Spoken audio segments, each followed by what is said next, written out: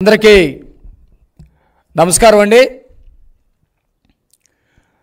ఈరోజు ఆంధ్రప్రదేశ్లో ఉన్నటువంటి జగన్మోహన్ రెడ్డి నేరముఠ పాపాల పుట్టలో నుంచి పాముల్లాగా ఒక్కొక్కరుగా బయటకు వచ్చి చంద్రబాబు నాయుడు గారు, పవన్ కళ్యాణ్ గారి మీద అవాకులు చవాకులు పేల్తా ఉన్నారు. నిన్న జరిగినటువంటి తాడేపల్లిగూడెంలో ఏదైతే టీడీపీ జనసేన ఉమ్మడి జెండా సభ జరిగిందో ఆ సభతోటి తాడేపల్లి ఇక్కడ ఏదైతే జగన్మోహన్ రెడ్డి కొంప ఉందో దాంట్లో వణుకు మొదలైంది. జగన్మోహన్ రెడ్డి ఆ సభ తర్వాత వాళ్ళకి సంబంధించినటువంటి పిల్ల పాములన్నిటినీ బయటకు తీసుకొచ్చి ఏదో ఎర్రి కేకలు గావు కేకలు వేయించేటువంటి ప్రయత్నం చేస్తూ ఉన్నాడు. ఈరోజు ఆంధ్రప్రదేశ్లో ఉన్నటువంటి ప్రజలందరూ కూడా జగన్మోహన్ రెడ్డిని ఛేదరించుకుంటూ ఉన్నారు. అందుకనే చంద్రబాబు నాయుడు గారు రా కదలరా సభలు పెట్టినా, అట్లాగే పవన్ కళ్యాణ్ గారు టీడీపీ కలిపి సభలు పెట్టినా జనం లక్షలాదిగా తరలి వస్తూ ఉన్నారు.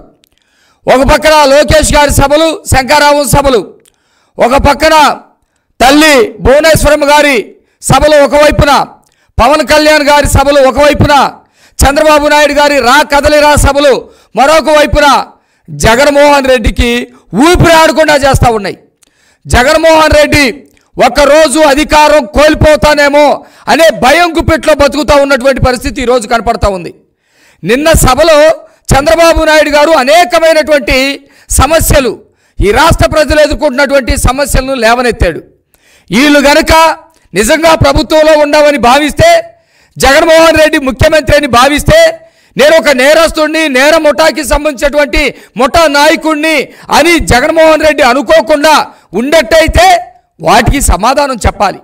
వాటికి సమాధానం చెప్పకుండా వ్యక్తిగతంగా చంద్రబాబు నాయుడు గారి మీద, వ్యక్తిగతంగా పవన్ కళ్యాణ్ గారి మీద విమర్శలు చేయడానికి బయలుదేరుతూ ఉన్నారు. ఆ పేరు నాని, ఇక్కడ ఉన్నటువంటి తోటలు తగలబెట్టిన కోటల నాయకుడు, వీళ్ళందరూ కూడా వరుసన ఇంతమంది దాదాపు 5 మంత్రులు, ఎంపీలు వరుసన వచ్చి ప్రెస్ మీట్లు పెడుతున్నారంటే మీకు నిన్నటి సభ మీ ఎన్నెముకల్లో ఏ విధంగా వణుకు పుట్టించిందో అర్థమవుతా ఉంది. ఇంతమంది ఒకవేళ మీరు అనుకున్నట్టు సభ కనుక ఫెయిల్ అయి ఉంటే ఇంతమంది వరుసనే వచ్చి ఎందుకు మాట్లాడతారు? మీ వణుకుని, మీ భయాన్ని ఎందుకు చూపిస్తూ ఉన్నారు? జగన్మోహన్ రెడ్డి తత్తరపడుతనాన్ని, బిత్తరపడుతనాన్ని ఎందుకు మీ ప్రెస్ మీట్లో చూపిస్తూ ఉన్నారని చెప్పేసి మేము అడుగుతూ ఉన్నాం. నిన్న సభలో చంద్రబాబు నాయుడు గారు అనేకమైనటువంటి విషయాలు లేవనెత్తారు. దళితులకి సంబంధించినటువంటి అనేకమైనటువంటి పథకాలు మీరు రద్దు చేశారు, బీసీలకు సంబంధించినటువంటి పథకాలు రద్దు చేశారు.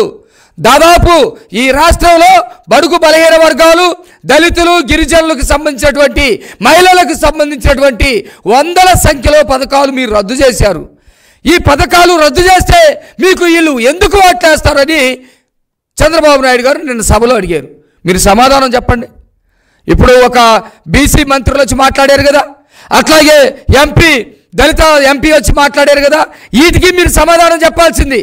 అయ్యా, చంద్రబాబు నాయుడు గారు తీసుకొచ్చినటువంటి ఏదైతే భూమి కొనుగోలు పథకం ఉందో ఆ భూమి కొనుగోలు పథకాన్ని మేము రద్దు చేయలేదని చెప్పండి. దమ్ముంటే దళితులు మీకు ఓట్లేస్తారు.